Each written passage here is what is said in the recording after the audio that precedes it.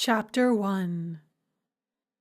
The sun did not rise on the morning of the trial, and neither did Slava's spirits. When she looked out the window that morning, all she saw was early winter snow sifting down onto the courtyard like fine sugar onto cake. Even the clouds were hidden by it. She knew that somewhere far to the south, perhaps on the Middle Sea, the sun was shining down on people who were rising and going about their business with joy in their hearts.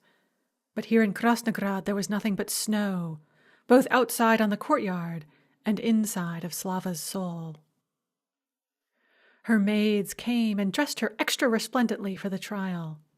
Masha, the older but shyer of the two of them, was sufficiently emboldened by the occasion to ask her, "Aren't you glad he's being judged today, Krasnoslava Tsarinovna?" "I only wish that it be over quickly," Slava answered. "I hope he gets what's coming to him," said Manya, the other maid. She was not quite so shy as Masha, but that was not why she had no fear of speaking her mind in front of Slava. Most people did not. "No punishment could be cruel enough." "We always think that about other people," said Slava. Manya gave her a look that said, "Everyone knows the Empress's little sister is eccentric," and went back to braiding the elaborate headdress onto Slava's head. Once Slava had been tied, stitched, and braided into her clothing, she was escorted by her guards from her chambers to the Hall of Judgment. For the first time in many years, the sight of their uniforms made her feel ill. She wanted to hang back and delay the moment of arrival, but her guards walked her as quickly as she could manage in her heavy gown. They were so excited by the prospect of the trial that they had a hard time remembering Slava herself.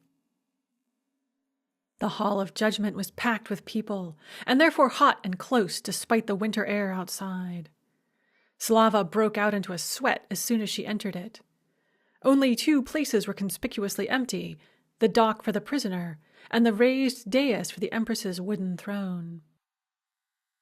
Slava's guards pushed through the crush of people spilling out into the aisle they had created with their knouts. Everyone whispered and tried to kneel as she walked past, but there was no room for them to reach the floor with their knees. The guard seated her on the edge of the dais, near the foot of the throne.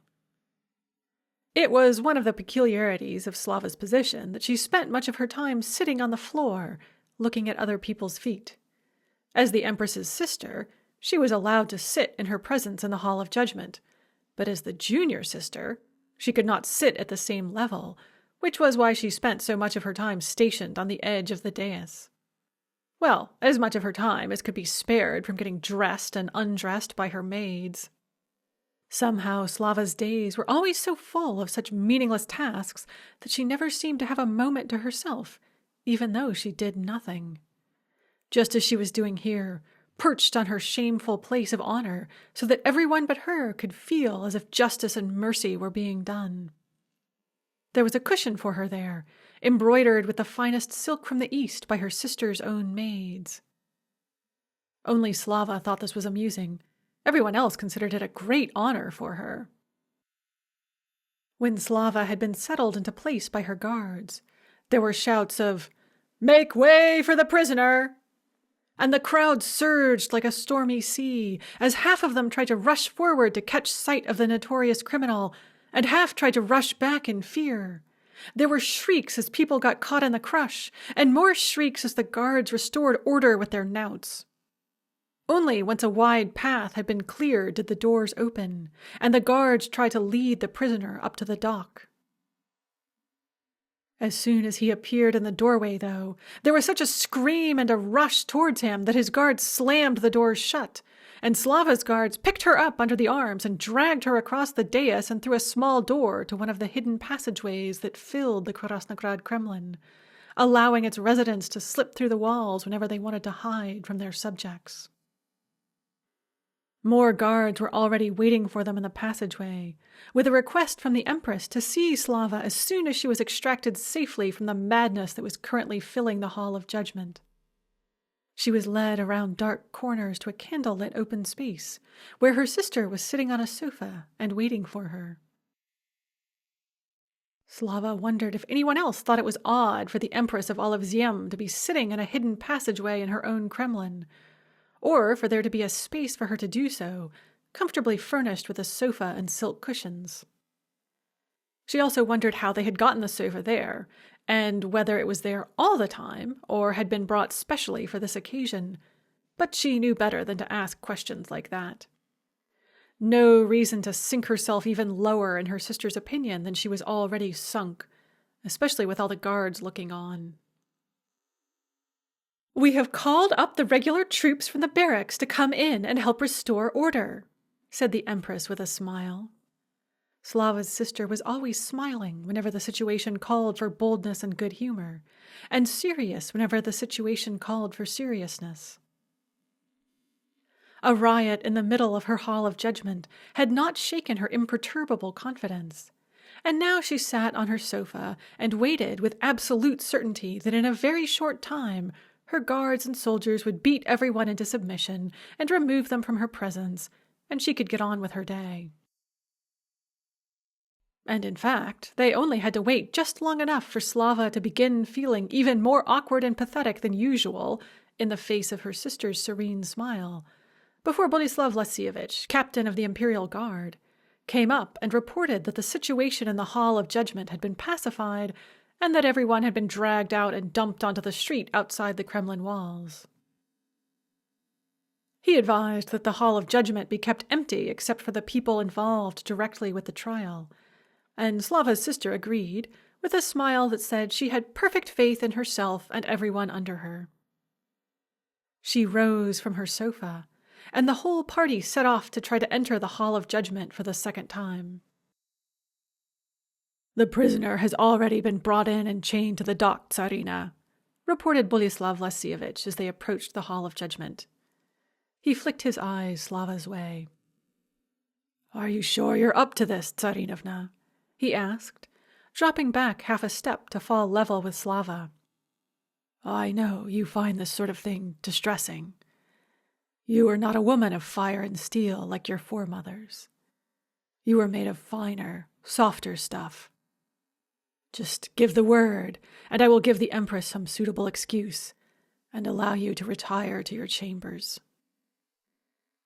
He smiled at her the way he often did, as if there were something between them, some secret that bound them, and that required him to be more solicitous of her than other people were. For the life of her, Slava could not fathom where he had gotten this idea, but it was clear enough that he was convinced of its truth. "Thank you, but it is not necessary, Boleslav Lasievich," said Slava, smiling back gratefully. She meant for the gratitude to be feigned, but hungry as she was for any show of kindness and affection, there was a great deal of real gratitude mixed in with it as well, and she knew her smile was much too bright for the circumstances. It would be very wrong of her to give Boleslav Lasievich any encouragement, especially as she had no intention of doing anything more than smile. Although he was certainly not an ill figure of a man, not so large as most of the other guards, but quick and neat, with dark hair, gray eyes, and clever hands. Hands that were most likely dirty with other people's blood. And, most unusually for her, she could never tell what he was thinking, although she always felt as if she could be sure that his hands would never be dirty with her blood, even if he did wear a guard's uniform. Well, but she had given up long ago on guessing what men were thinking about her. She had been wrong too many times to be able to trust her judgment on that score. So wrong, so many times.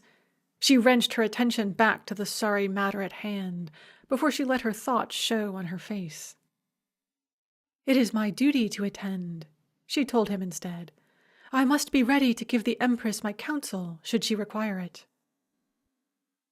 "As you will, Tsarinovna," said Boleslav Lasievich, with a slight bow and an almost imperceptible brush of Slava's arm. In Slava's current starving state, it was difficult not to brush his arm back, but that would lead to no good. Whatever affection men seemed to feel at first always disappeared quick enough. It would be wonderful, so wonderful, though, to have a man stand up for her for once, take care of her for once, instead of putting her down or running away. Little chance of that, though. Inasmuch as she could tell such a thing, men always seemed to find Slava disgusting, but they found most other women disgusting too. But Slava especially, and no wonder. Slava sometimes, well, often, found herself disgusting. And no wonder, given the pathetic thoughts currently running through her head.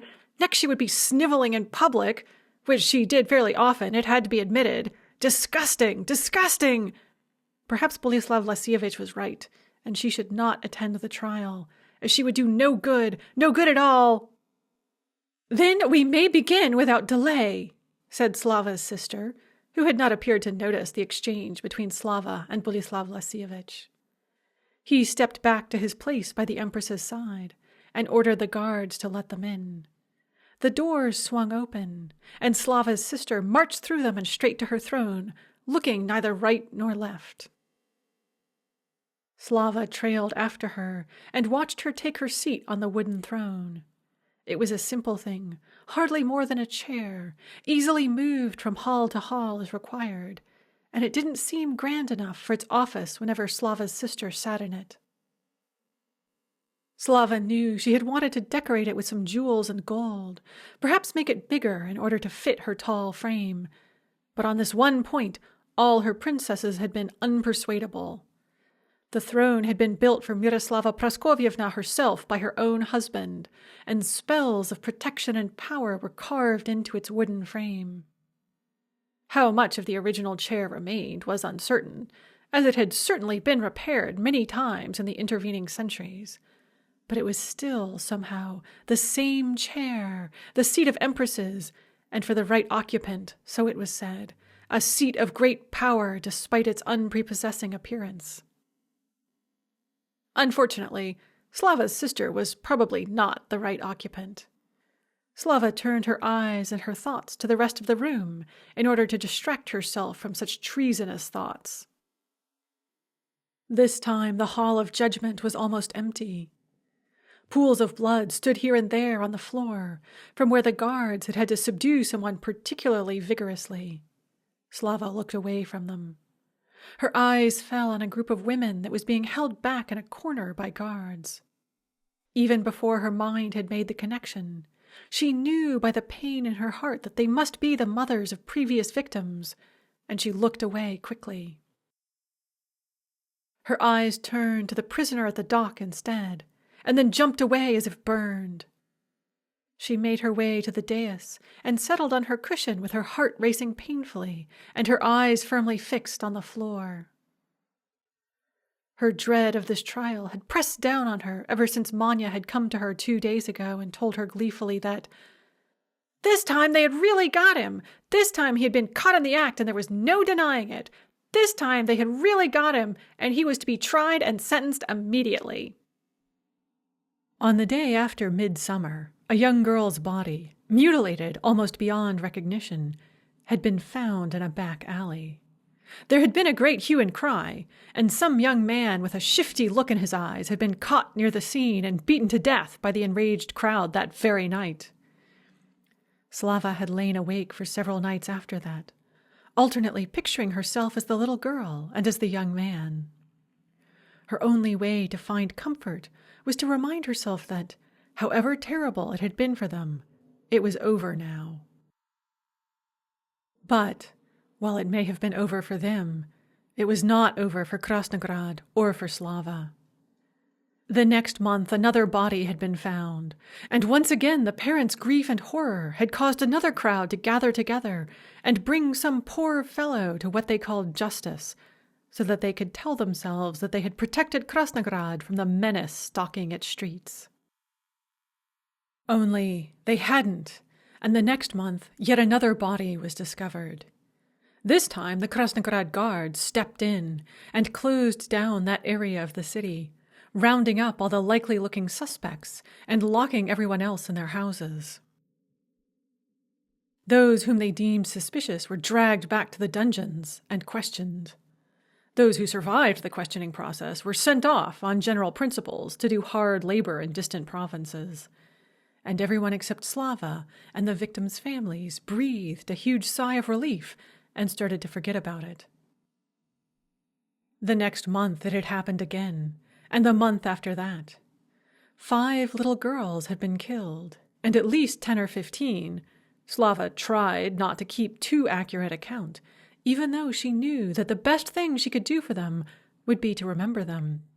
At least 10 or 15 people had been killed or sentenced to hard labor on suspicion of being involved. Then, this month, someone whom everyone claimed was the real culprit had been caught red-handed, and now he was shackled to the dock in front of Slava. She stared at her knees to avoid looking at him. She knew that as soon as she did, everything that he was feeling would come pouring unstoppably into her. Slava could not bear the miasma of thoughtless cruelty that rose off so many people, and she particularly could not bear that she was helpless before its onslaught. As Boleslav Vlasievich had said, she was made of finer, or at least softer, stuff than the rest of her family. Some dreadful taint from the male line, perhaps. Certainly few of her foremothers were known for their weakness. Fire and steel, almost every one of them. Those who had shown mercy had been the exceptions that proved the rule. Where Slava had come from, no one could say. Her mother was kind enough, that was true, as well as, it was said, Lyubov the Kind, the great-great-great-grandmother who had ended the practice of slavery in Ziem. But she had never heard or seen anything that had suggested they were anything like Slava, had possessed anything like Slava's softness. Lyubov must have been a woman of fire and steel, second only to Miroslava Praskovievna, to bend the princesses to her will and end the slave trade. And Slava's father had been a steppe warrior, renowned for his fearlessness in battle before he had died a hero's death. Slava dragged her mind away from her melancholy musings on the past and back to the unpleasant present. Yarmila Ksenievna, the mistress of ceremonies, was naming all those involved in the trial. The women pushed back into the corner, whose grief and blind, thoughtless rage had spread out across the room and was already seeping into Slava's skin, were indeed the mothers of the previous victims. A woman standing apart from the others, with her arms around a girl of about 10, was introduced as the mother of the current victim, and the little girl as the victim herself. At this, Slava peeked up from her knees. She hadn't known that the latest little girl had survived. She and the girl looked at each other, and Slava knew that the girl was terrified of the guards and of the stern women in their fancy gowns sitting on the dais and staring at her, and of the scary man chained to the dock who had frightened her so badly 2 days before, and of the angry women in the corner who watched her with such burning resentment, and most of all of her own mother, who had made her life a misery of threats, reproaches, and hysterical, mysterious scenes ever since she had screamed that the strange man was trying to take her away. The girl was heartily sorry now that she had ever said anything, and wished that this could all be over as soon as possible, and that her mother and all these strange people would leave her alone. After the accusers, Yarmila Ksenievna named the accused in his crimes.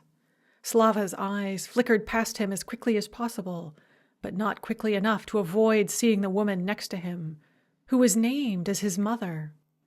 The mother's eyes caught Slava's and held them, and Slava was unable to prevent the other woman's feelings from flooding into her. In the space of a breath, she knew that the other woman was full of resentment, that her child was being forced to undergo this ordeal, and an overwhelming, all-engulfing terror that he would not escape from it unscathed, and a willingness to sacrifice 1,000 other mothers' children in order for her own to remain healthy, alive, and free. Slava jerked away from her as quickly as she could, but not before she knew that pity for the other woman would torment her for a long time to come. Various functionaries came up and read statements about the previous murders, the current attempt, the results of the questioning of the prisoner, and every other piece of information they had been able to gather. Slava looked at these women in their dull gray gowns of the Office of Judgment, or the guards in their bright red and blue uniforms and their jingling chainmail, and all she could sense from them was a suppressed excitement at being part of the trial, and a desire to cause as much harm as possible to the prisoner chained to the dock, now that he was chained to the dock and therefore offered them no threat. Then the prisoner's mother stepped forward and spoke in his defense. She argued, trembling and mixing up her words in her fear of the Empress and her terror for her child, that there was no proof that he had done any of the actual murders, and that when he had grabbed the little girl currently standing across the room from him and tried to drag her away, he was only dragging her out of harm's way because her own mother had been paying no attention to her and a large wagon had been bearing down on her. "Liar!" screamed the girl's mother. "There was no wagon!" "There was a wagon, gracious Tsarina," said one of the women in gray gowns. Slava had heard her speak before, and knew that she was a little sharper than most of the other women her sister had appointed to work in the office of judgment, as witnessed by her speaking up now. Slava couldn't remember her name, and felt a twinge of guilt over that, but it was quickly overwhelmed by the misery filling the hall of judgment.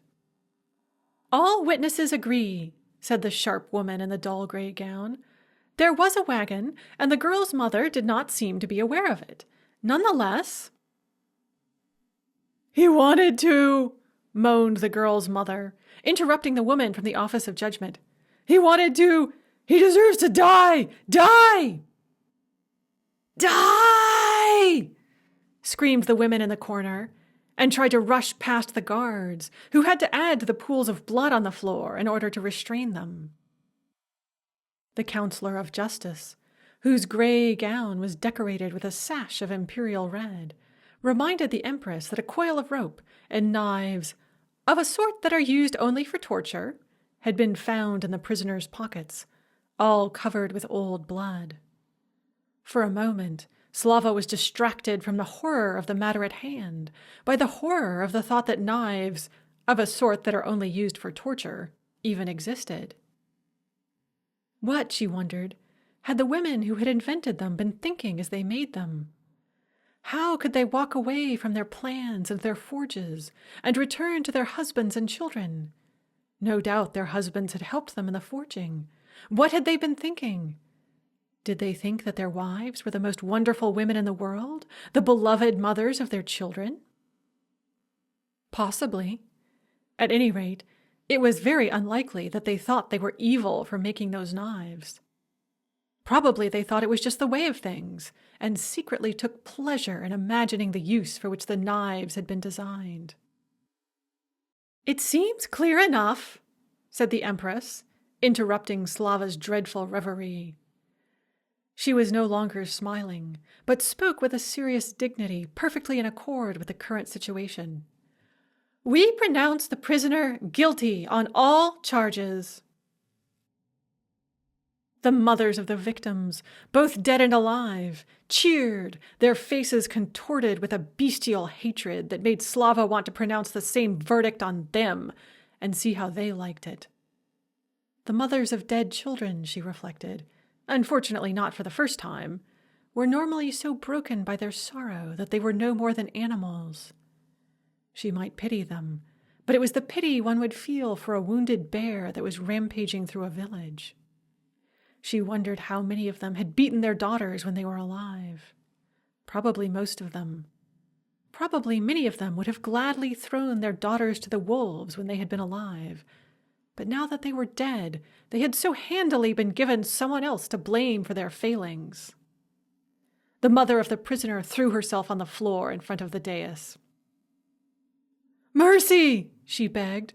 "Mother, be merciful. You have a child of your own. Be merciful this once, and it will never happen again. I swear it. It will never happen again. It will never." "What does my sister say?" asked the Empress, looking at Slava. "Before I decide on the nature of his sentence, I would hear your opinion. Is he truly guilty, and will he do it again?" "Dearest, kindest Krastoslava Tsarinovna," sobbed the prisoner's mother from the floor. Everyone knows that the gods have gifted you with the greatest gift of all, the ability to feel the pain in the hearts of others. I beg you, let your heart feel the pain of mine, and have mercy on my son. Surely you of all people can be persuaded to have pity on my pain and—" "What about mine?" screamed a woman from the corner, and all the other mothers moaned, "And mine!" in chorus. "My pain is greater than yours and of less cause. You have only yourself to blame for raising a monster that should be destroyed like a mad dog." "No!" cried the prisoner's mother, and Slava saw how she tried to ignore those terrible words because she feared they might be true. "Silence!" ordered the Empress, and the guards restored order to the room once more. Slava looked at the prisoner. He had probably been an ordinary-looking man, but it was difficult to tell after the questioning, which had left him badly battered. For a moment, Slava was distracted by the sympathetic gaze of Boleslav Vlasievich, who was standing next to the prisoner's mother, ready to subdue her if necessary. Slava wondered how much of the prisoner's current condition was Boleslav Vlasievich's own doing. Slava's mother had made him part of her own guard after he, then a young and unknown soldier assigned to protect some distant fourth sister of the imperial family, had saved said fourth sister from an attack by a whole host of bandits, and he was still considered by many to be a great sword and a brave man. But since he had entered her family's service, all he seemed to do was question prisoners, hardly the occupation of a hero. Once or twice Slava had heard mutterings from the other guards that something had driven him to take up this line of duty, something dreadful had called him to a dreadful vengeance, but they always fell silent or changed the subject when they realized she was listening. And it had led him to rise in her mother's favor, so that her last act as Tsarina had been to make him her captain. What a terrible way to rise through the ranks! You wouldn't think it to look at him, but he had always been unpredictable. Of that everyone who knew him agreed. Slava wondered if he suffered pangs of conscience because of what he did. She had never been down in the Kremlin dungeons, where prisoners such as the one before her were kept and questioned, and most of the time she tried to pretend that they didn't exist, as there was nothing she could do about them and what happened in them. Emptying and ending the dungeons would be tantamount to destroying Krasnograd and its Kremlin at their very foundations, for both were built directly upon them, in every sense of the word. Sometimes, in the dark of night, Slava thought she could feel them down there, a black evil eating away at her mind and at Krasnograd. As far as she knew, no one had dared curse Krasnograd for a long time, probably since its conquest by her family. But no one would need to, in her opinion, since it carried its own curse inside of it, in the form of those dungeons. Neither she nor Krasnograd would ever know peace, she would think darkly on those dark nights, until the dungeons had been torn apart, brick from brick and stone from stone, and nothing was left of them but smoke and ash. But that would never happen. She wished that she did not have to be reminded so horribly of their presence, but that was a selfish thought, and was swept away as soon as the prisoner looked back at Slava. She quickly looked away. Then, afraid of making too hasty a judgment, she looked back at him. He had large gray eyes that wanted to swallow her up. Despite experiencing it many times, Slava was often surprised by how much evil a single human heart could contain, and this time was no different. Even after being starved and beaten, and probably much worse as well, the one-way gate of the prisoner's mind remained unbroken, allowing nothing but malevolence to pour out, and absolutely nothing at all to pour in. Slava could feel the cold fingers of his cruelty slipping through her skin and prying through her mind and body, searching for the best way to cause her pain. And worse, she could feel an answering desire for pain rise up in her own heart. For a moment she, too, wanted to cut others in order to watch them bleed and feel her own heart race at the sight of the blood. Her mouth watered for the taste of it, and the tips of her fingers itched, as if long claws were waiting to burst free in order to tear into the hearts of others. It would be an ecstatic outpouring, a blessed relief. The desire was as strong as the longing for a lover. She looked away. She knew that if he were unchained, he would hurt her without a second thought, because for him she didn't exist. He was not a person at all, which meant that other people were not people for him either, and so he could never be trusted with another living being. Never, never, because he would always see them only as things. Things to hurt. For a moment, she had to bite her tongue in order to quell the urge to hurt someone. Her own pain brought her back to her senses, and she knew that it was all nonsense, that she had been possessed for a moment, and that she was not him, not someone who desired the suffering of others. Not very much, anyway, and not strongly enough to act on it. So she told herself. "He cannot be trusted," she said. Even though she was no longer looking at him, and he was no longer looking at her, but at the floor, she could feel his eyes following her. He must never be allowed to walk freely amongst others again. "Then let him die!" cried one of the mothers in the corner. "Die!" the others wailed. "He should suffer," said the mother of the girl who had survived. "He must suffer for what he has done." A desire for a pain that could blot out their own pain rose from the victims' mothers like a heavy stench, and overwhelmed for a moment the same desire for pain that was coming from the man at the dock. "Little mother!" The prisoner's mother was still on the floor. "Little mother, have mercy!" "What mercy did you or your thrice-cursed monster ever have?" screamed one of the mothers in the corner. "The normal punishment for death is death," said Slava's sister serenely. "And by that reckoning, your son should die many times over. Most would say that there is no torture we could inflict on him that would be cruel enough." "No!" Slava's cry surprised even her. The hatred of the mothers was suddenly all focused on her. "You said yourself he was dangerous, sister," said Slava's sister. "We cannot let such a monster walk free amongst us." "Send him to the mines," said Slava. "We always have need of more men there.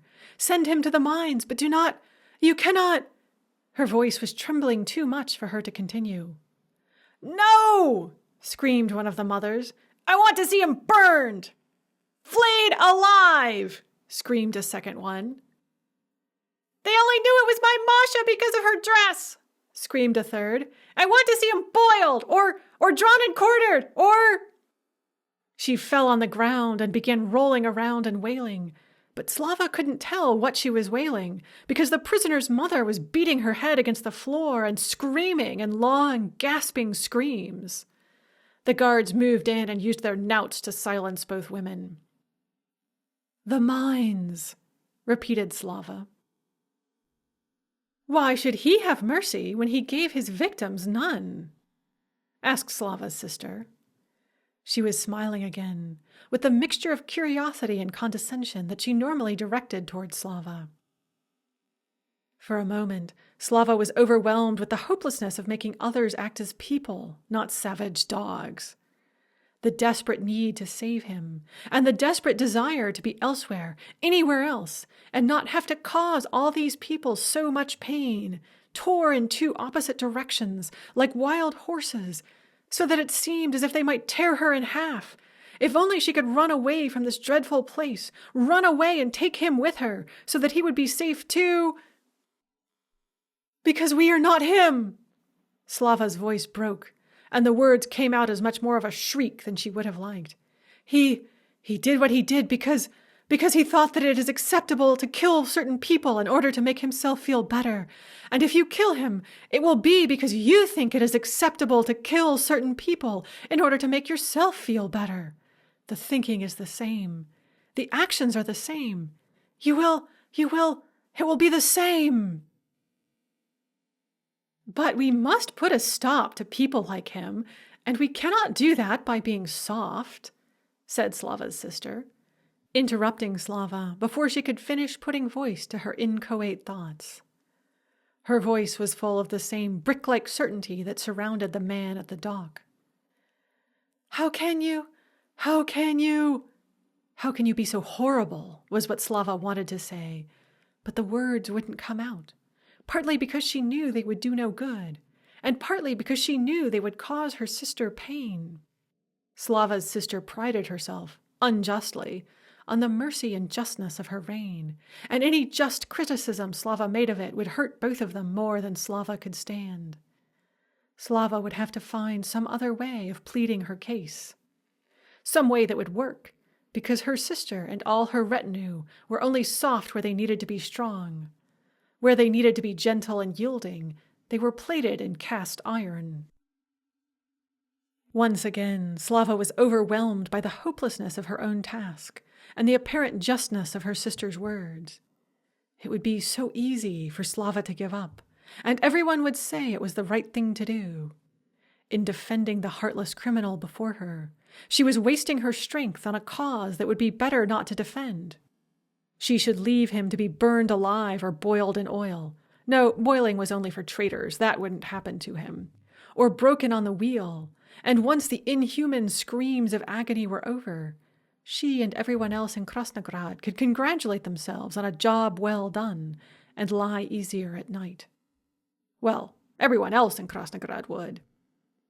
She looked at the floor, in order not to see the others in the hall of judgment and all their pain, and gathered her thoughts. "It has been done before," Slava said, instead of what she was really thinking.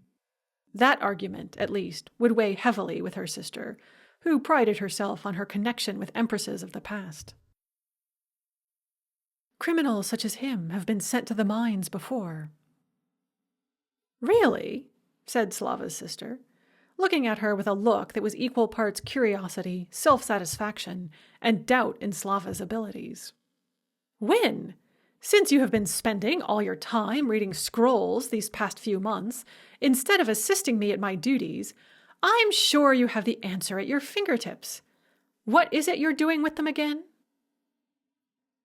"Studying the invasions of the hordes," said Slava, resisting the desire to point out that she was doing so only in snatches, when her sister had not filled up her days with tasks that were even more meaningless than poring over old scrolls. "But I have also read accounts of mercy, such as what I believe is due here," she said instead. "For example, under the reign of our grandmother, Vladislava Sviatoslavovna, there was a case similar to this one 2 years before the last attempted invasion by the hordes. The man responsible was found guilty, but instead of being killed, he was sent to the mines at the request of our mother to atone for his crimes by being of use to the realm." "But that must have been, some time ago," said Slava's sister, waving her hand dismissively. 47 years ago," said Slava, "before either of us was born. Our mother was still barely out of her girlhood at the time. But even then she showed the mercy that was the character of her reign—" Slava stopped, seeing the pained expression that crossed her sister's face. "Our mother is too kind," said Slava's sister, waving her hand dismissively again. "It is her one flaw. Her character was always more suited to the sanctuary than to the throne. She is better off where she is." "Even Miroslava Praskovyevna, our esteemed foremother and the founder of our rule, showed mercy from time to time," said Slava desperately. Until that moment, she would have laughed if anyone had said such a thing in front of her, but as soon as she said it, she knew that it was, in fact, true. Who would have thought that the words mercy and Miroslava Praskovyevna would ever be uttered in the same sentence? "Would that have been before she beheaded the entire Krasnorichivaya family with her own hands, or after?" asked Slava's sister with a little laugh, interrupting her thoughts. "Perhaps while she was subjugating every city along the Krasna with fire and sword. Or Perhaps when she broke the backs of the Steppe Queen's armies and took their territory as her own. She let Ruslan Anastasievich live, said Slava, the Krasnorichivia's youngest son. And in the 3rd year of her reign, when the dispute between the Stepnaya family and the Malokrasnovi broke out. Meaningless trivia, said Slava's sister, with a third dismissive wave of her hand. Dead facts about dead women. This is why you were not meant to be Tsarina, Slava. You don't understand what's important. You think that because the scrolls say Miroslava Praskovievna was once merciful, we should be too. Sometimes I think our mother was wrong to take a Stepnoi for her second husband. You got all the Stepnaya wildness without any of their courage. If only your father had had a little more of your fearfulness, he might still be alive. As it is, you only cower and beg for favors from others, caring for nothing but your selfish pleasure. The gods must be wise, for they made me, who does not flinch away from the responsibilities of ruling, eldest, and you, who can think of nothing but yourself, youngest. It is well you have no need to trouble yourself with the cares of governance, Slava, for your thoughts are too petty, all caught up in your own selfish concerns. Slava's sister paused for a moment to savor the pleasure of insulting Slava before the assembled crowd. Of late, she had taken to needling Slava especially hard about her father, probably because she resented the fact that Slava's father had been a far greater prince than her own had been. Vladislava's father had been a mere Zapadnekrasnov, with more money than either might or magic to his name, while Slava's father had been the son of a great princess and heir to a long line of feared warriors. And perhaps also because she wanted to remind everyone that Slava had a strong claim to the Stepnaya lands, even as she had no claim at all to the throne itself. Or so the Empress would like to think. But since you seem to care so much, I will do as you ask. Slava's sister turned to the others in the room. Let it be known that the prisoner's sentence has been changed from death to exile to the mines, in honor of my sister's recent birthday. No! Screamed the mothers of the victims and the mother of the prisoner simultaneously. The guards brought out their knouts again, but that failed to quell them. He must die! Screamed the victims' mothers. He will die there! Screamed the prisoner's mother. She was, Slava knew, most likely correct. The mercy Slava had bought for her son was unlikely to be long-lived, for the mines and the road crews to which prisoners were sent were said to be worse than the dungeons of Krasnograd, and most of that horror was the creation of the prisoners themselves. But it was the only mercy Slava could find. I have spoken. Slava's sister rose from her throne. She seemed to be smiling slightly at the chaos she had caused. Her guards surrounded her and escorted her off the dais, across the room, and through the door. Everyone knelt silently as she walked past. Slava's guards helped her to her feet and began leading her to the doors. The prisoner's mother watched as she went past, full of reproach but too overwhelmed by sobs to voice it. The prisoner glanced at her for a moment. His look made her want to shrink away, as she would from a viper that had somehow found its way to her feet, although vipers at least had bright, innocent eyes. The victims' mothers glared at her, all their hatred focused for the moment on her, and spat or whispered threats as she walked by. Slava followed her guard through the Kremlin halls back to her rooms. She felt as if her ears were ringing, even though they were not. Anger and misery had filled the Hall of Judgment as deafeningly as if dozens of drummers had all been in there, each trying to outdrum the other. Each person in the room had been so sure that her pain was the one that should cease, and that everyone else's pain should be increased in order to drown out her own. And somehow the only person who was left unable to breathe was Slava. Once back in her rooms, Slava lay down on her bed and allowed her limbs to tremble until Manya came in all too quickly and told her it was time to get dressed for the feast her sister was holding in honor of some alliance Miroslava Praskovievna had made many years ago. Feasts were an important part of Kremlin life, and any day that could otherwise have been spent in peace and quiet and worthwhile work, if Slava could even imagine such a thing, was likely to be filled with feasting instead, in honor of something their foremother or her descendants had done. Slava's sister, like all others of Zirkalitsa blood, and the rest of Zium as well, worshipped the memory of Miroslava Praskovievna rather more zealously than she did the gods, and took great pride in every tiny sign that she was descended from such an illustrious foremother. When Slava had particularly displeased her, she would, as she had done at the trial, reproach her with the vast differences between her and the progenitrix of their house. Slava, however, no matter how painful she found her sister's criticism, could feel nothing but pleasure in being so totally unlike someone she would have liked to deny all connection to. A woman who had put every city between Pristanagrad and Krasnograd to the sword, who had made every princess, and then they had been queens, of course, in Ziem kneel down before her and kiss the tips of her boots, both in deed and in mind, who had wielded the axe that ended the Krasnorechievaya line with her own hand. They said that gray-haired grandmothers, newlywed brides, and crying children had all lain down their heads on Miroslava Praskovievna's block that day, and that she had struck without flinching until there was not a person left alive who could lay claim to Krasnograd, and then she had threatened the same to any family who dared oppose her, before walking off without a backward glance at the bodies of her victims. The legacy of Miroslava Praskovievna, in which every other Zirkalitsa took such pride, had always seemed to Slava to be a taint in the blood and a heavy curse. A curse that everyone seemed intent on reviving whenever it was in danger of dying out.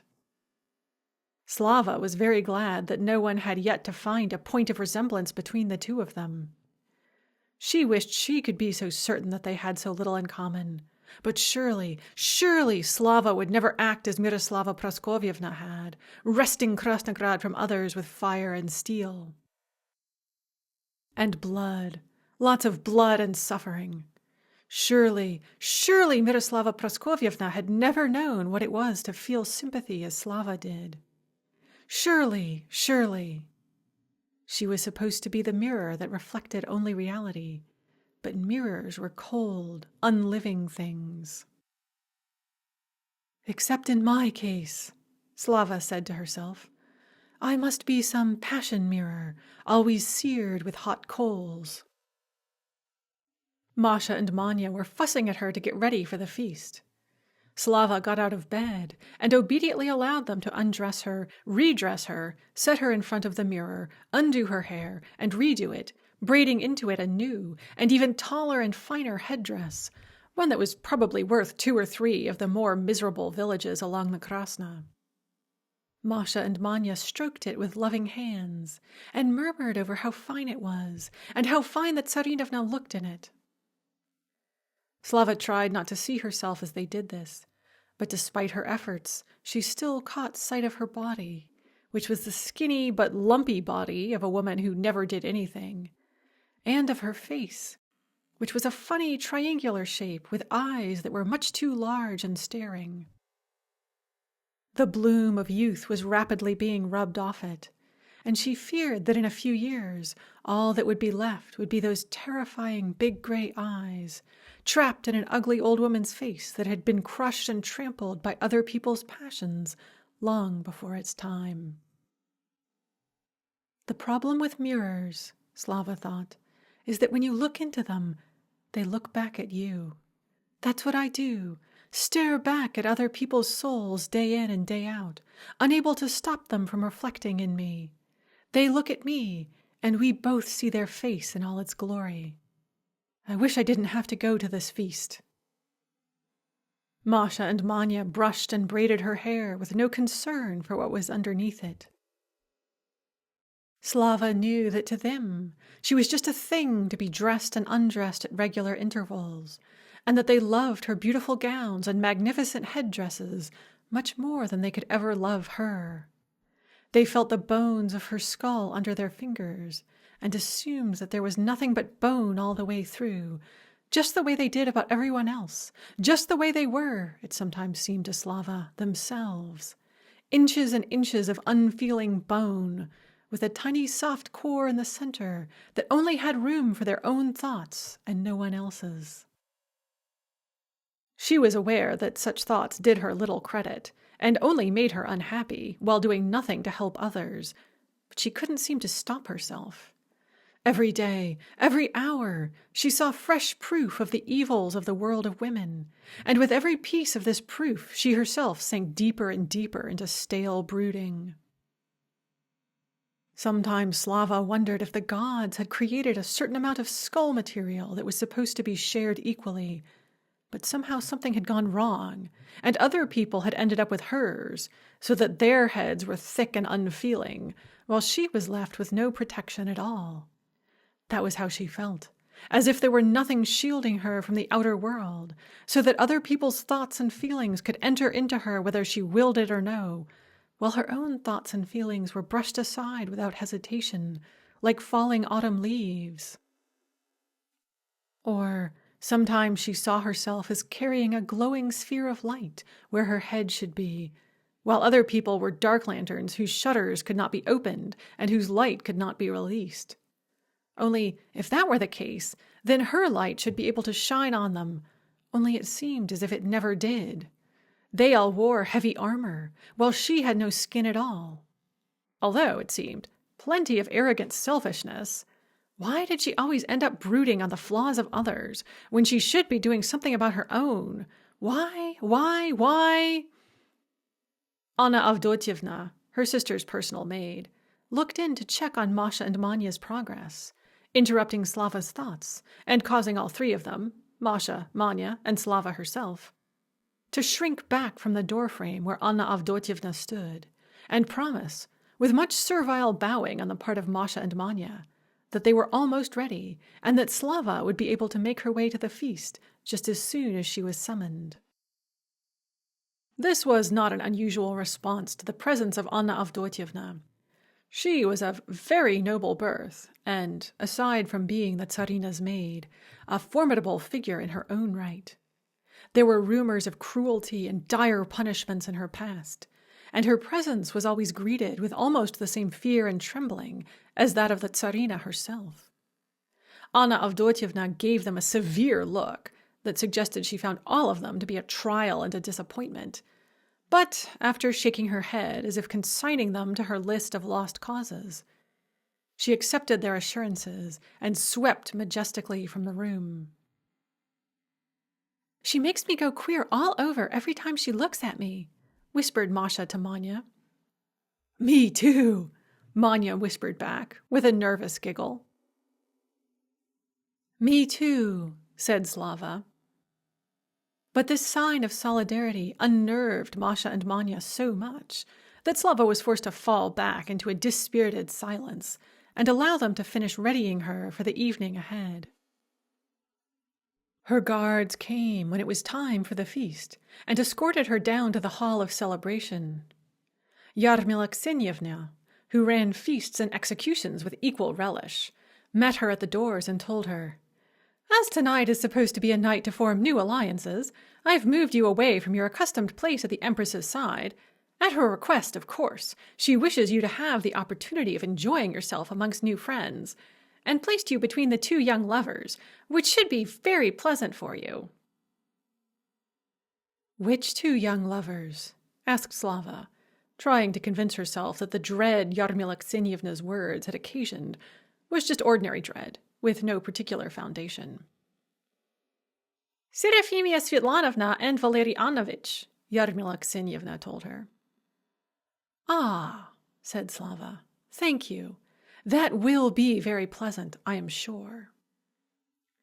Serafimia Svetlanovna was the youngest daughter of Princess Malokrasnova, and Valery Annovich was the youngest son of Princess Yuzhna Krasnova. The province of Yuzhno-Krasnovskaya adjoined the province of Malokrasnovskaya. The two princesses, carrying on a venerable tradition that had been passed down from mother to daughter for countless generations, had been trying to gain control of each other's territory for some time now, and it had suddenly occurred to both of them that they had a son and daughter of marriageable age. Admittedly, both Serafimia Svetlanovna and Valery Annovich had several older siblings, but life and health are such fragile things, especially when one stands in the way of ambitious princesses. Valery Annovich's sister was gravely ill with a mysterious disease, it was said, and his second sister had met with an unfortunate riding accident and was hovering between life and death. Should the outcomes of those two events prove favorable, there just remained the two older brothers, and once they were removed, the only thing that stood between Princess Malokrasnova and the Yuzhno-Krasnova lands were the cunning of Princess Yuzhno-Krasnova and the capriciousness of Valery Annovich. Both were, it was true, formidable obstacles, and so all of Krasnograd had spent the past several months waiting with bated breath to see how the courtship between Serafimia Svetlanovna and Valery Annovich would turn out. Between the intrigue and the murders, it had been an unusually interesting fall and winter in Krasnograd, and those princesses who had decided to overwinter in the capital had not regretted their decision. Slava wondered, and not for the first time, if Yarmila Ksenievna were actively malicious or merely monumentally stupid. Then she began to wonder if there were any difference between malevolence and stupidity, probably only in that stupidity was much more common and more difficult to fight. Probably it caused a great deal more harm than mere evil. Slava was recalled from her thoughts by her sudden arrival at the table and the need to smile at the others and sit down, which she did with only a minor stumble that no one else seemed to notice, or at least had the good grace not to remark on. Serafimia Svetlanovna and Valery Annovich, who, probably due as much to their interesting situation as their mother's rank, had been granted seats at the imperial table, although at the very farthest end. Both jumped when Slava's guards pulled out the chair between them and sat her down on it. Serafimia Svetlanovna gave her a strained smile and bowed from a sitting position. Valery Annovich rose to bow and then returned to his seat, where he sat playing with his knife and fork and pointedly ignoring the two women to his right, especially Serafimia. An awkward silence settled over that side of the table. Seeing that anything she said would be unwelcome, Slava tried to look around without making it obvious that she was doing everything in her power not to catch her neighbors' gazes. Her sister was sitting several chairs down, looking extremely pleased with herself, and saying something, probably something of such egregious self-satisfaction that, if Slava were to hear it, she would be forced to leap out of her chair and scream to fill the entire hall of celebration, and maybe the rest of Krasnograd as well. So it was lucky that she was seated at the far end of the table. To Praskovya Tsarinovna, her heir, the other Tsarinovna in the Kremlin. Everyone called Slava the Tsarinovna, but really there were two of them, herself and her sister's daughter. The other Tsarinovna caught Slava's eyes on her and gave her the sulkiest look a spoiled girl of 12 could summon, which was, Slava had to admit, spectacularly sulky. She sighed and looked back down at the table. When Prasha was small, Slava had often entertained fond thoughts of playing the doting aunt to her, thereby serving at least some useful purpose. But there had never been much mutual sympathy between them, and Slava's sister had done all she could to extinguish whatever small spark of kinship that might have flared up between them otherwise. Slava knew that Prasha bitterly resented being the other Tsarinovna, and that her mother, Slava's own and only sister, did all she could to fan those flames, especially since she had set Prasha's father aside and left him to languish in some sanctuary somewhere.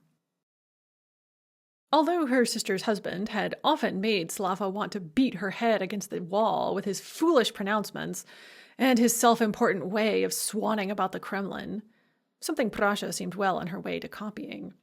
She couldn't help but feel sorry for him after his sudden fall from grace. She had attempted to ensure that his lot in the sanctuary would not be too hard, but he had refused all her offers of help and ordered that the other brothers of the sanctuary deny her any ability to ameliorate his condition. Prasha, however, had found out about Slava's efforts on her father's behalf, and had briefly warmed to her, but only until the Empress had put a stop to that. Sometimes Slava found it very hard to believe that these people were her own flesh and blood. Ziem was said to be the most peaceful and prosperous land in all of the known world, ruled by the wisest, most capable of rulers. If that were so, then the known world, and probably the unknown world too, was in serious, serious trouble. Slava hated to think that the petty scheming and pointless cruelty she saw on a daily basis in Krasnograd was the epitome of what the world could achieve. Although, by all accounts, things were worse beyond Ziem's borders.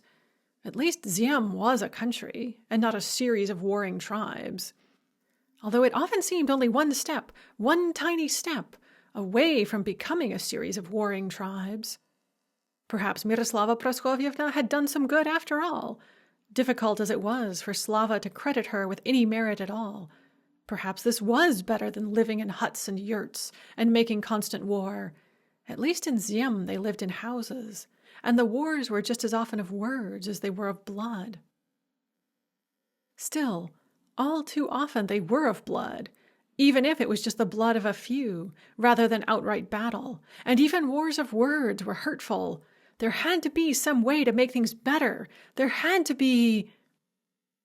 "It was a very kind thing you did today, Krasnoslava Tsarinovna," said Serafimia Svetlanovna, breaking Slava's train of thought and the awkward silence that went with it.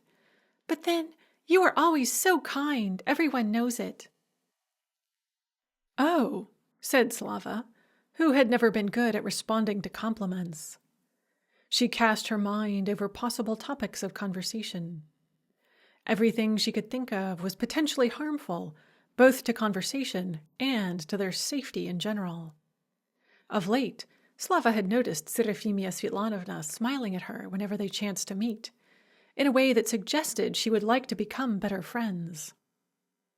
As she had very few friends of any sort, let alone the better one, Slava would have been happy to oblige her, if it were not for the nagging fear of being drawn into the vicious internecine warfare between the Malokrasnova and Yuzhno-Krasnova families. If that were to happen, Slava had no illusions that her rank would protect her. More than one Tsarinovna, or Tsarina's second sister, had lost her life in these petty battles. Even if Serafimia Svetlanovna, who was probably the only person in Krasnograd even more friendless than Slava, were perfectly sincere in her desire to gain Slava's friendship, and had only the purest motives at heart, and Serafimia, whatever her problems, had always struck Slava as a sincere and pure-hearted girl. Any friend of hers would need to be prepared to sleep with a dagger under her pillow, figuratively and literally. Sorry as she was for Serafimia, and desperate as she was for friends, Slava was neither that sorry nor that desperate yet. Poor Serafimia was being led to the killing shed that was a marriage of alliance. Slava would have smiled at her own overwrought tone, except she knew that she was right. And everyone was drawing away from her in horror, even as they patted her arm and gave her encouraging words and told her what a lucky girl she was. And Slava found it very difficult to act any differently from the rest. Standing up for others was so hard, especially when they didn't want to be stood up for. Well, at least she could refrain from telling Serafimia how happy she was going to be, Slava told herself. She looked over at Valery Annovich, sulking over his plate. He certainly was very handsome, and no doubt would bring any wife of his nothing but trouble. And, Slava was certain, his mother would only encourage him, and Serafimia's own mother would happily leave her to her fate. Every new wife must learn how to manage her own husband. It was what made a woman out of her, instead of a silly little girl. Slava was no foreseer, but she could already see that pretty, silly, soft-hearted Seraphimia was going to have the kind of woman made out of her that would make others cringe as she passed. It was what Krasnograd did to people. It was what it was doing to Slava. If only there were a way of leaving Krasnograd, Slava thought to herself. It might not be too late. If only there were a way of escaping it. "It seems to me that I saw you set out to go riding this afternoon," she said, realizing that the awkward silence had settled back over their end of the table. "Yes," said Seraphimia Svetlanovna, seizing gratefully on Slava's words. "I did go riding, as you so observantly noted, Krasnoslava Tsarinovna. I often go riding in the woods behind the Kremlin. Do you enjoy riding, Krasnoslava Tsarinovna?" "Yes, although I go much too rarely." Slava turned to her left. "Do you enjoy riding, Valery Annovich?" "Valery Annovich is a very accomplished rider and can ride any mount, I am sure," said Seraphimia Svetlanovna. "I often see him helping his mother's mistress of horse with the training." "I am glad to meet a young man who occupies himself with something useful and not merely idleness and dissipation," said Slava, only realizing after she'd said them how condescending the words sounded. "I prefer horses to people," said Valery Annovich, still concentrating on his knife. "And Zhenya Svetlovna is the only woman whose company I can tolerate for half a day at a stretch." Seraphimia Svetlanovna flinched so that Slava feared she might burst into tears right there in front of everyone, and the awkward silence regained its iron grip on their end of the table. All three of them sat there with burning cheeks while the servants served them. As soon as Slava's sister toasted the health of the company gathered there and gave her guests leave to enjoy themselves as they saw fit, Valery Annovich jumped up and, saying that he had had enough of female company and was going to go join his friends at the far table, left. If Slava had not found his behavior so distressing, and been afraid of distressing Seraphimia Svetlanovna even more, she would have sighed or rolled her eyes or laughed or all three at once. Surliness was currently all the rage amongst the young noblemen of Krasnograd, and it seemed that Valery Annovich had been infected with the latest fashion in spades. Well, it had to be said that these young princes were to a certain extent doing no more than aping their sister's querulousness. There was an undercurrent of hatred to it that Slava found very disturbing. It was as if, underneath the normal dangerous thoughtlessness of youth and manhood, all these foolish, idle, cosseted young men hated their mothers, sisters, wives, and daughters with a virulent hatred that they could barely acknowledge, not even to themselves, and which they could no more stop than a man who has taken to drink could turn away from vodka. Just like the prisoner on the dock that morning. And yet, instead of earning their place in the world by taking up a man's responsibilities, or leaving the world of women by retiring to a sanctuary, most of them seemed too weak and afraid to do anything about their misery other than sulk and whine, run after other women whenever they crooked their fingers, and occasionally lash out and hit their mothers, sisters, wives, and daughters in the face whenever they thought they could get away with it, which was all too often, as their mothers, sisters, wives, and daughters insisted on treating them as if they were still children of 3. Slava could hear the excuses she had heard over and over again, and the exact tone in which they had been said. "Oh, he didn't mean it. It was an accident. Life is so much harder for men. Their lot is so much harder than ours. I love him. I really do. He loves me. I know it. He really loves me." Slava could even hear herself say those things from time to time. It was all too often easier than facing the truth. "I am so bitter," Slava said to herself. "Although I suppose my experience has been bitter too." But she could tell whenever she looked around her, no more bitter than any other woman's. It seemed as if the gods had given them men, not as the promised helpmate and strong right arm, but as a terrible trial, or at least she was forced to conclude after spending an evening in their company. Slava supposed that this was nothing new, or at least everyone around her seemed to think so. But she found it very trying to her patience indeed, to see these silly, spoiled princes turn against those to whom they owed everything, with the sure and certain knowledge that all would be forgiven. And not only that, once they, inspired by the nonsense that was apparently coming out of some of the men's sanctuaries these days, the rumors were that it had been brought over from the West. It certainly sounded like the kind of thing Westerners would do. Started going on about their peasant roots, as if any of them had ever spent a day plowing a field or mowing hay in their entire sheltered lives, the true nature of manhood, becoming closer to the gods, and so on and so forth. Their talk became so fatuous, Slava thought she might be ill. She supposed she should be glad that by his hasty exit, Valery Annovich had at least spared them that. What was most mysterious, at least for Slava, was the way the bored princesses of Krasnograd were in raptures over this new style and encouraged their brothers and lovers in it without reservation. Slava supposed that it added a bit of a thrill to their tedious lives, as there was more excitement in bringing a surly man to bed than a pleasant one. But it was very hard for her, when confronted with this nonsense, not to shout, "Then go to a sanctuary and be done with it! No one's stopping you! Stop annoying the rest of us!" Slava often felt a great deal of solidarity with the princes of Krasnograd, whose idle uselessness was so similar to her own.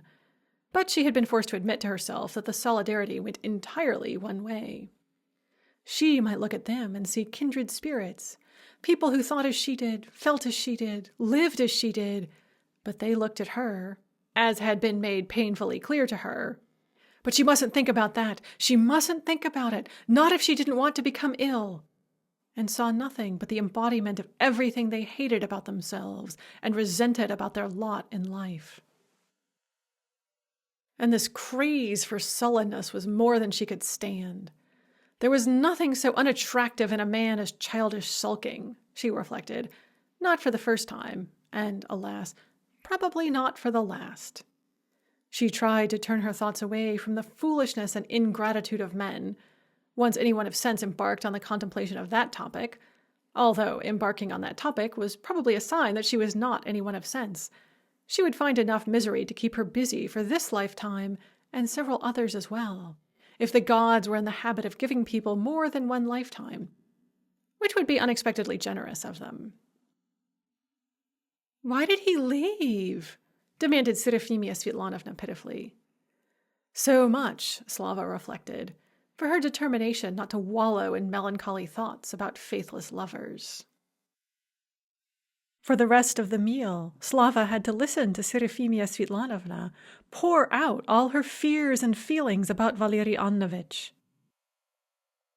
By last spring, everyone had been saying for months that it was high time she got married, as she was fast approaching her 20th summer, but she had never seen any young man who caught her fancy, until one day, as she was out riding along the borders of her mother's territory, she had chanced to come across Valery Annovich, who had ridden into Malokrasnovskaya on a bet. When Serafimia had asked him what he was doing on Malokrasnova land, he had said, smiling and flashing his white teeth, that his grandmother was a steppe woman, and in the steppe, mothers still sent their sons out to capture and bring back the best bride they could find, and asked her if she would like it if he did that to her. Serafimia had said she would like it very much, if he were man enough to brave her mother's wrath. Valery had said that he had enough manhood to attempt such a feat and still have plenty to spare, and before long they were meeting at midnight in the most secluded groves they could find, where, Serafimia said, with a glint in her eye despite her tears, Valery had proved that he could back up his boasts with deeds. This had carried on over the summer, and then, in early fall, the two princesses had both been struck by that stroke of genius that often strikes the selfish and unprincipled, and realized that they could marry their children to each other and then plunder each other's property at will. Princess Malokrasnova had announced her intentions to her daughter, albeit in slightly more self-flattering terms. Slava gathered from Seraphimia's words, in which the phrase, "a mother's care for her beloved daughter," had been employed at least a dozen times.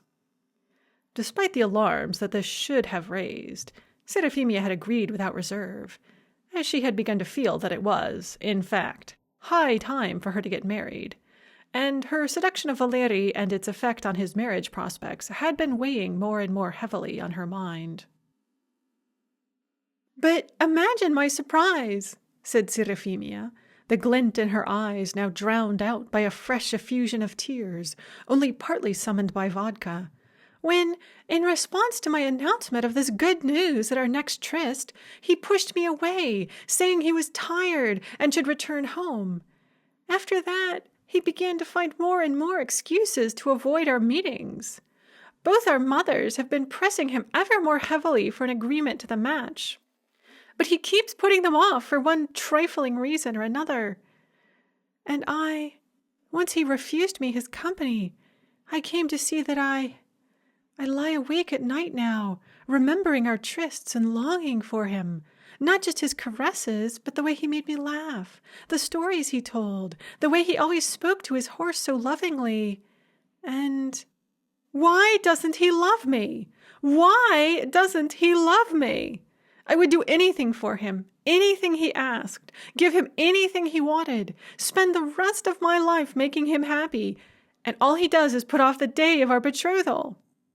I know he loved me once, and he loves me still, as far as I can tell, but he spurns the happiness I would give him. He spurns it deliberately. Now all he does is avoid me, and he makes hurtful remarks whenever we are forced to be together. And why? Why? They say you can see what goes on in other people's hearts. So why?" Seraphimia was now crying in earnest. Slava looked around to see if they were being observed, but everyone who was not too drunk to stand had gotten up and moved to the other end of the room, where musicians were readying themselves for dancing. "Do you really want to know?" she asked. "Yes, anything is better than this torture. Tell me true, Krasnoslava Tsarinovna. Has he found another woman? Or will he marry me someday and deliver me from this agony?" "He wants the happiness that you offer," said Slava, "but he doesn't want to make any of the sacrifices that gaining such happiness would entail." "Sacrifices? What sacrifices?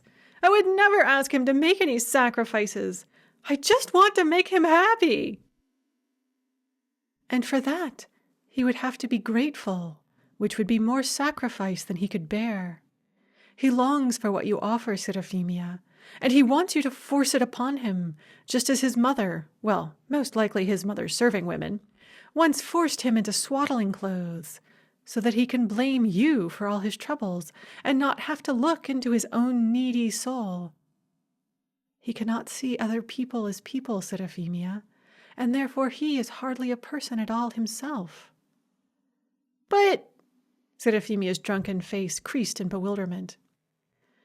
"Nevertheless, nature will take its course, and so I have no doubt that soon enough he will consent to the match, although he will resent you for being part of it. Men never seem to enjoy having happiness forced upon them as much as they think they will, no matter how much they seem to demand it." "Oh!" cried Seraphimia. "Thank you, Krasnoslava Tsarinovna, thank you.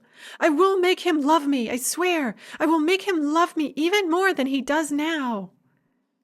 "I am sure you will," said Slava, "and he will hate you all the more for it. I know you want him to be a man worth loving, but such men are few and far between. Most likely he will turn out to be a monster. But forget what I said. Perhaps I am wrong, or too influenced by my own bitterness and heartbreak." "That's true," said Seraphimia, cheering up slightly and losing a lot of her ordinary sweetness. "What do you know about love? You've never been able to keep a man at all, have you? And how could you, with those big eyes staring at him all the time? I must go and find Valeri right now." Slava wondered if she would ever stop wondering at how free and easy all the princesses, including those like Seraphimia who were barely half her age, were in their open disdain of her. It was not just the unkindness of it, even from someone as naturally kind as Seraphimia, although that, too, pained her. It was the foolishness of it that irked her.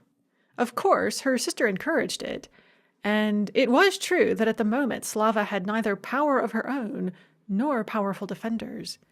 But life and health, as Seraphimia of all people should know all too well, were such fragile things. Slava was the Tsarinovna, and should something befall her sister before her sister's daughter came of age, then she, Slava, would be the next to sit the wooden throne. Admittedly, at the moment that seemed very unlikely to happen, but she would certainly not be the first, and probably not the last, Tsarinovna to rule in her sister's stead, should such a thing come to pass.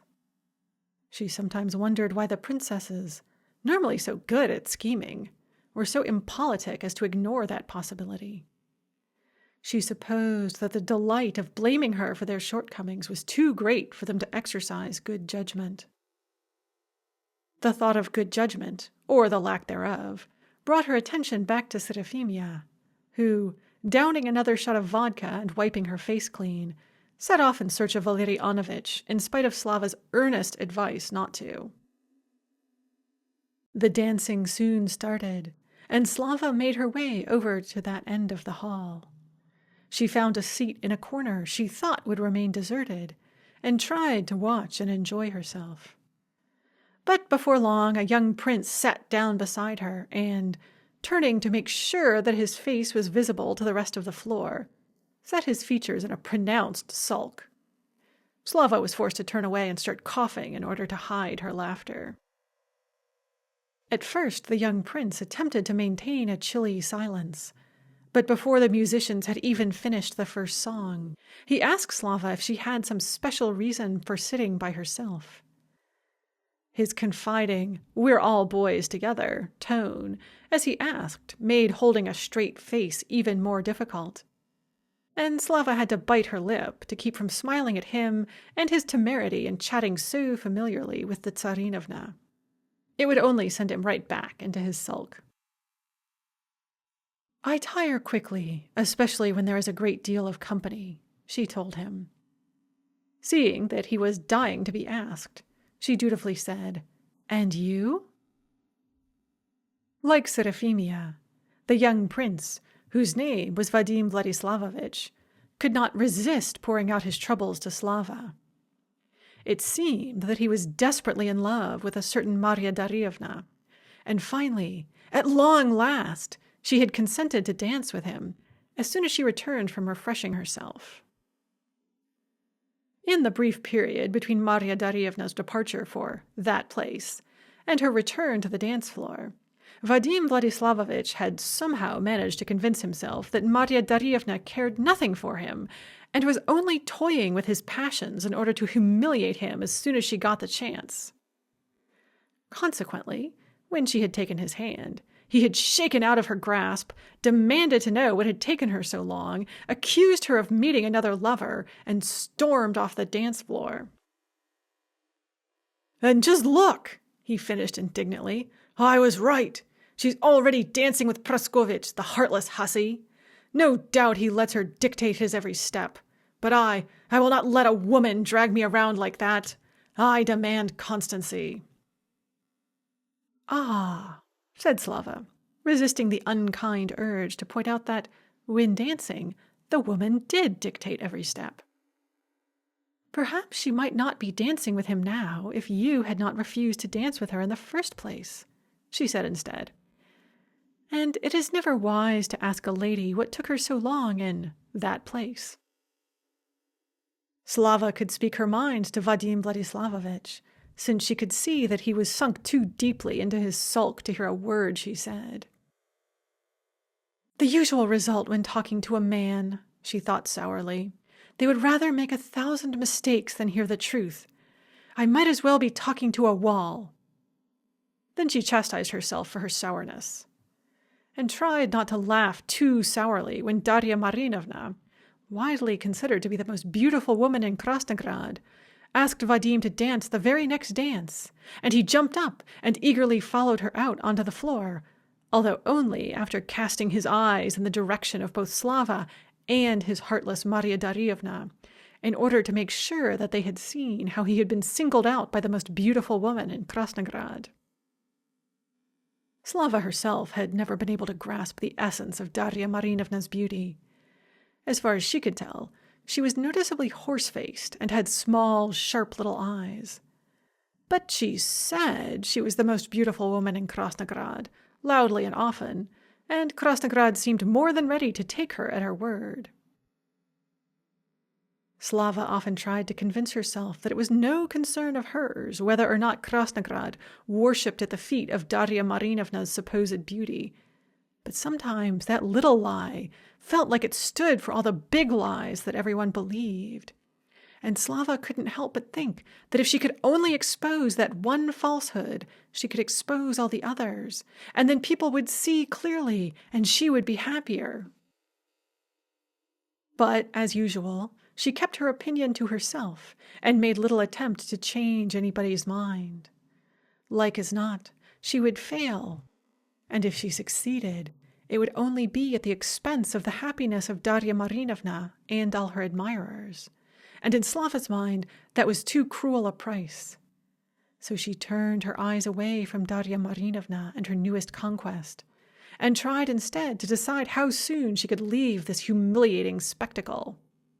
Soon, she decided, very soon.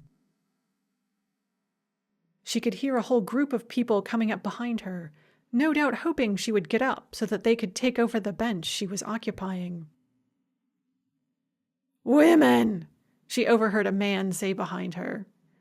She shifted in her seat slightly in order to see who was talking, and saw that the group coming up on her was composed of the kind of old men who came to feasts in order to eat and drink too much and speak ill of their neighbors while laughing too loudly. Although Slava knew that their coarse manners were the result of ignorance and foolishness, she still found them repellent, especially as they seemed incapable of comprehending just how poor their education, and consequently their behavior, was. She indulged herself for a moment in the hope that they would pass her by and retire to some private room. She was, as so often happened, punished for her self-indulgence, as the group, after milling about at the other end of the bench and casting her resentful glances, interspersed with whispers about whether or not that really was the Tsarinovna sitting there, and whether they dared disturb her, decided to brave her wrath and sit down. Slava decided to sit a little longer, in order not to appear to be trying to avoid them, and therefore shunning them, and possibly offending them, which she would regret doing, and any rich and powerful wives they might happen to have, which her sister would make her regret a good deal more, and only turned away from them in order to let them hold their coarse conversation in peace. Unfortunately, the group offered her no such courtesy, and their loud voices drowned out the next song entirely. Forced as she was to eavesdrop on them, Slava soon gathered that the son of one of them had recently married, and the proud father was sharing the advice he had imparted to his son with the rest of the group, in such overbearing, hectoring tones, the tones of a man whose stock of knowledge was so small that it was impossible for him to comprehend anything, especially the meagerness of his own thoughts, that his words of wisdom traveled to Slava's ears as well, alas. They seemed to be about how to arrange for his son's new wife to bear a son instead of a girl, if that was what he wanted. Honey from bees by the horse pond would do the trick, the man claimed, and how to arrange for her to miscarry if it suited him better, loudly praising the efficacy of moldy rye slipped into the wife's porridge. Slava wondered if moldy rye would still work if it were given in porridge, or if it would perhaps kill its consumer outright. All the midwives and herb women she knew said it was a finicky substance, best administered by an experienced hand. And whenever either she or her sister had taken it, half the healers of Krasnograd had hovered over them until all the symptoms had passed. The other men agreed with their comrades' advice in loud voices, and then added their own remedies for secretly ensuring a wife bore a son, or no child at all, or conversely, that she bore a child against her will. Slava's regrets at never being able to hold on to a man, as everyone reproached her for, dwindled into insignificance, as they often did around men. It was true that she had been spectacularly unsuccessful thus far in attracting and keeping a husband, or even a lover. People kept telling her she just needed to put her foot down, stop being so critical of the flaws of her potential suitors, and stand up to them when they tried to push her around. How and why she was to ignore their egregious flaws while putting her foot down and standing up to them had not yet been made clear to her. But that advice was not intended to be helpful anyway, just to make the speaker feel better about herself and quiet a little bit of the panic she felt on encountering Slava. Occasionally, Slava had attempted to explain to such non-well-wishers that she preferred dogs whom she could walk on a long leash, horses whom she could ride on a slack rein, and men whom she could set free entirely, so that she could be certain that they would come back to her of their own free will. But, as her non-well-wishers would point out with spiteful truthfulness, they never did come back. And if that were not annoying enough, Slava knew that everyone who kept telling her that a woman isn't a woman without taking in a bit of a man, while patting her shoulder condescendingly and smirking so that she would know, in case it wasn't absolutely clear already, just what they meant by that, was probably right, although probably not in quite the way they meant. She knew that she would most likely benefit from taking in a bit of a man in the symbolic, not literal sense of the words, and that the best way to do so was to keep an actual, literal man around. But most actual, literal men, she knew, were not the kind of people she would like to keep around, even if they would stay in the first place, which thus far they always hadn't. She wondered whose husbands these men were, and why they hadn't been set aside years ago. More proof, she supposed, that the women of Krasnograd, and presumably the rest of Ziem, preferred stupid men, despite their loud claims to the contrary. She must truly be bored and useless, Slava thought, if the best thing she could find to fill her thoughts was the foolishness of men. Women who had real concerns, she had always assumed, had better things to do than to dwell on the imperfections of their lovers and other men. It was for the idle, such as Slava, that such things took on such importance. She knew that she was just as unneeded, and even more unwanted, than most of the princes of Krasnograd, and she supposed that was why she spent so much time agonizing over their stupidity and cruelty. If they, so cosseted and beloved, were so terrible, how dreadful must she, even more cosseted, if rather less beloved, be? If they were so hopelessly ruined, how could there ever be any hope for her? As with her desire to expose the lie of Darya Marinovna's beauty, Slava often felt that if she could just help at least one or two of the empty-headed princes swaggering around her to stop swaggering so much and start thinking a little, she would somehow fix all the other problems constantly besetting her. She knew that that was only a tiny bit true, though, and most likely she should better not even attempt such a vain and foolish task. She should find something else to fill her thoughts and her time, something that would bring actual benefit to her land, such as her study of the scrolls in the Imperial Library, for example. She should really spend more time at that, if only she could convince others that she should be left in peace and allowed to work on her task.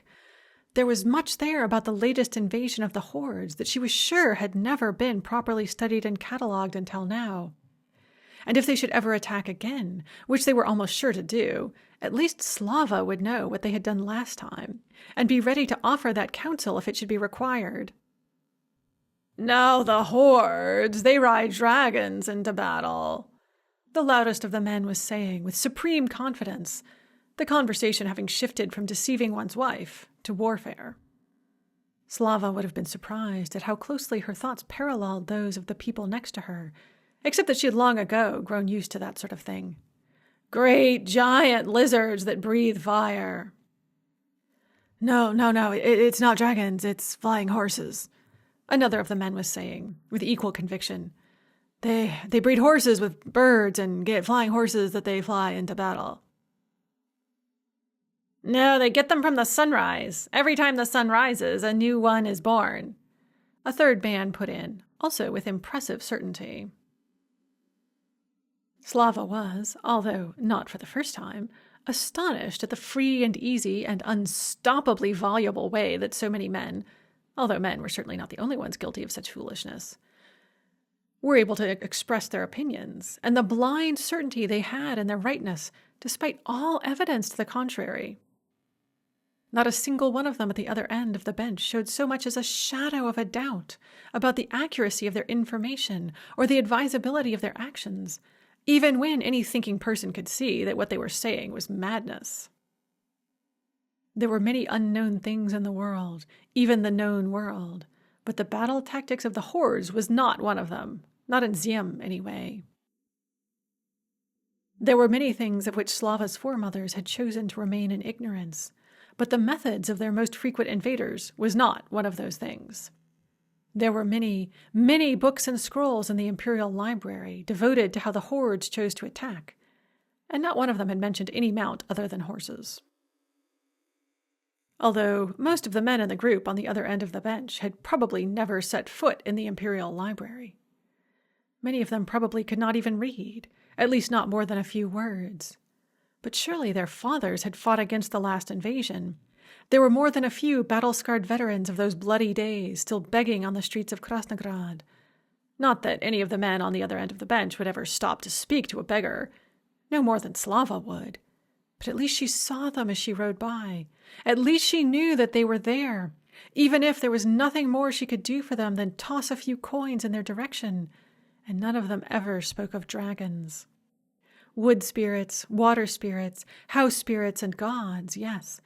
But if there were dragons and flying horses out there, they were somewhere beyond the borders of the known world. "But how do they ride the flying horses?" asked one of the men, a little younger and sharper than the rest of the group, judging by his voice. Slava wondered how long it would take for him to be as loud-mouthed and thoughtless as the others. Although she couldn't see him, already a vision of him grown coarse and cruel stood out clearly in her mind's eye. Men bloomed and faded so quickly. "Don't the wings get in the way?" he asked, sounding remarkably like a sensible person. The tragedy of his inevitable waste made Slava, already in such a fragile state, fear that tears might start welling up in her eyes. She really needed to spend less time at these feasts. Or at least less time lost in thought. "Where do they sit?" "The wings are on the neck and rump instead of a mane and tail," said the man who a moment ago had been arguing loudly for the existence of dragons. "But how do they keep from breaking the horse's tail, then?" asked the sharp young man. "A horse is big. I think if you picked it up by its tail like that, it would break." All the other men broke into raucous laughter at that thought, and, egging each other on and embellishing the image with more and more suggestions until they lost the power of speech entirely, laughed for quite some time over the picture of a horse dangling from the end of its broken tail, struggling and screaming in pain. Slava wondered what the sharp young man was thinking, and if he found the other men's laughter as painful as she did. She also wondered how long it would be before he started joining in with them. Not long, no doubt. "It's magic, sonny, magic," said the loudest of the men, once they had recovered their breath somewhat. "It's sorceress secrets is what it is. Don't think you could understand it." "My wife's sister is a sorceress," said the sharp young man. "Perhaps I should ask her." "Ah, now wives now, you'll get no sense from them," said the loudest of the men. There was a loud chorus of agreement. Slava supposed that confidence in one's opinions was easy to come by when one had no actual information on which to base those opinions. She knew that she herself could use a little of that foolhardy arrogance, but it seemed so foolish. If that were the bit of a man that she were to take in, She shuddered to think what she would turn into. The group burst into more raucous laughter over some particularly mean-spirited trick one of the men had played on his wife, possibly involving flying scaled horses. And Slava decided she had to leave before she said something more unkind than any of them could bear to hear. Such as that if any of them had been her husband, she would have sent him to the mines years ago. She tried to squelch that unkind, but unfortunately not unjust thought, and failed. Just as Slava was rising to return to her rooms, Yarmila Ksenievna came up and, bowing, said that the Empress wished to see her. "My sister," said Slava, startled, "wishes to see me?" Having just been subjected to a display of the ill results of marriage, Slava's first thought was that her sister was attempting to arrange yet another match for Slava with yet another prince who was rich in money and poor in everything else, such as personal charm or common decency. It seemed a little late in the day for her sister to be trying to sell Slava off, though. Normally, by this time in the evening, the Empress was so intoxicated with vodka and her own success that she had no use, even as a target of her mockery, for Slava, who, as her sister often told her, always brought down the spirits of everyone around her. As the Empress kept reminding her, "No one wants to have those big gray eyes staring at her," and Slava could see whenever she was in company that that was the undeniable truth. "Just so, Krasnoslava Tsarinovna," said Yarmila Ksenievna. "Right away, if you please. There is someone she wishes you to meet." Slava dutifully followed Yarmila Ksenievna past all the whirling dancers and into a small side room where her sister was sitting with a tall woman with bright red curls covering her shoulders and most of her face. "Ah, there you are, Slava," said the Empress. "Please welcome Olga Vasilisovna, younger daughter of Princess Severnolesnaya, to Krasnograd. Olga Vasilisovna, my younger sister, Krasnoslava Tsarinovna." Olga Vasilisovna rose and bowed. "An honor, Krasnoslava Tsarinovna," she said, smiling right into Slava's eyes, and Slava saw that Olga Vasilisovna let her hair cover her face not because she was shy, but because she couldn't be bothered to pull it back. She was, Slava saw on closer inspection, much older than Slava had originally guessed, with silver threads running through her hair, and her face already covered with lines brought on by lots of smiling and lots of sun.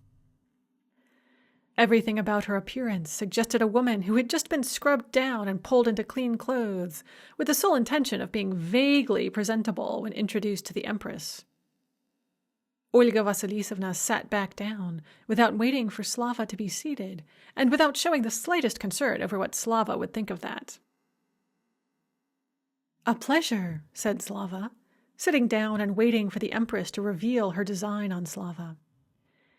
Even thrice blessed as she was with a wild fancy, as well as the ability to see into the hearts of others, she was having difficulty imagining what could have brought the younger daughter of Princess Severnolesnaya, who had never had much fondness for Krasnograd, all the way from her northern forests into the Empress's private chambers.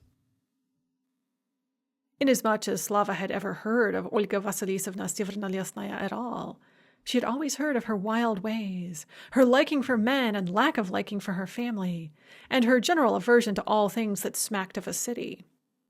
While Krasnograd had many men and few members of the Severnolesnaya family in it, it was most definitely, undeniably, the biggest and most city-like city in all of Zium, and therefore the last place one would expect to find the woman sitting in front of Slava, and, Slava suspected, grinning through her fiery curls. "Dearest sister," said the Empress, smiling the smile that was supposed to show that Slava was, in fact, dearly beloved, "you will never guess why Olga Vasilisovna has come.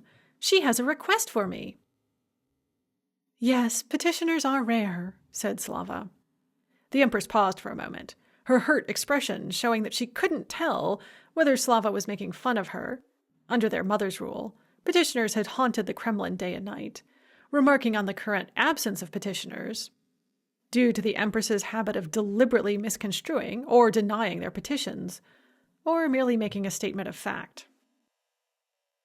Slava had in fact intended to make a caustic comment on the Empress's treatment of petitioners, but she was already sorry she had done so, and found herself hastening to soothe her sister's feelings. "After all, these days your subjects have little need for petitions," she said, and promptly felt ashamed of her lie, since by sparing her sister's feelings, she had only doomed countless others to pointless suffering. "Of course," agreed the Empress, her face clearing. Slava thought that Olga Vasilisovna was hiding a laugh behind her hair. "Dearest sister," the Empress began again, "Olga Vasilisovna wishes to make an expedition to the far north. What do you think of that?" "Now?" asked Slava. "In winter?" "Better than summer," said Olga Vasilisovna. "In summer the tundra becomes a sucking mass of mud and mosquitoes, or so I've been told by those who ventured past the sunline and returned to tell the tale, and when I tried to go there this summer myself, I discovered they were right. It's best done while there's still snow on the ground, so if we are to do it, we should set out immediately." "What is in the tundra that is of such value?" asked Slava.